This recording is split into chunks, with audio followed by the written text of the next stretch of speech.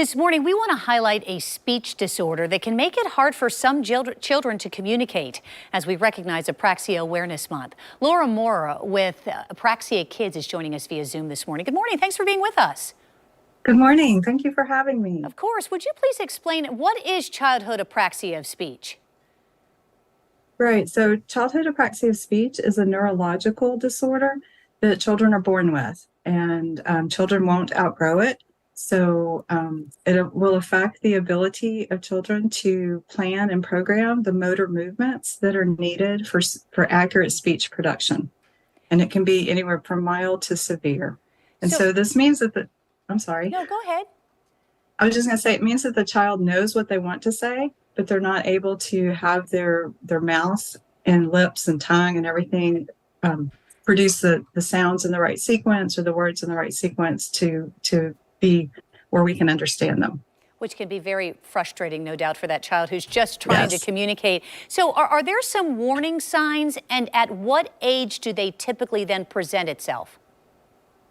So the children are born with it. So some things that we see with really young children are that they are very quiet as a baby. They don't go through those typical babbling and cooing stages that children do. So they're quiet. They will be delayed in their onset of their first words. They'll have maybe a limited number of words that they speak. And then their ability to form consonants and vowels will be very limited. They'll only have a few maybe. And how common then is apraxia? It's not that common. It's about 1 to 2 children in 1,000 will have childhood apraxia of speech, which is about the same prevalence as children who have Down syndrome. And is it genetic? Is there a component there? There is a genetic component. We're discovering about 1 to 3 children actually have a genetic component to their childhood apraxia of speech diagnosis. And does it matter? I mean, is it more common then, as an example, in boys, as it is in girls, or vice versa?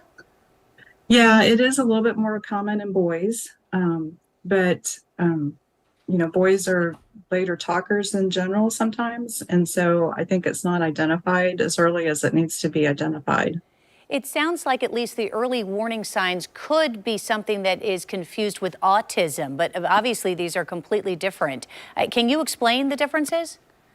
Yeah, they are completely different. However, they can coexist in a child. But with autism, the main component of that disorder is that the social skills of the child are not appropriate, and they also have repetitive behaviors, and these will interfere with their ability to be able to function within their environment. They can also have communication difficulties, but we don't know until the child really starts talking if those difficulties are because of apraxia or something else. What suggestions then do you have for parents? Because I think that we all tend to always want to think that our children are 100% perfectly healthy, obviously, and that it's easy to maybe say, oh, they're just a delayed talker, and maybe kind of coming up with the excuses, compared to other children that you might know in your life. So what suggestions do you have to parents about, who do you talk to if you suspect there's something wrong, and what's the treatment like? I assume it's treatable. Yes, it is treatable. So, I always tell parents to trust their gut. If they feel like something's not quite right, to go with that feeling, because your parents know their kids the best. Sometimes pediatricians, when parents will go and talk to pediatricians, they'll say, "Oh, let's just wait and see." They don't want to jump on a bandwagon of something might be wrong. However, for our young children with apraxia, the earlier we can begin treatment, the better.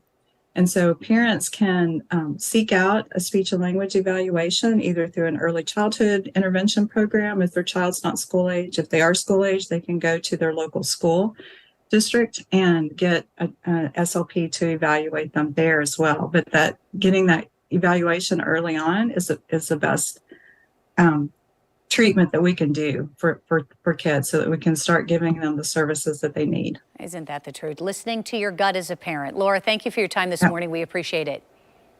Thank you. And if you would like to learn more about apraxia, you can go to apraxiakids.org.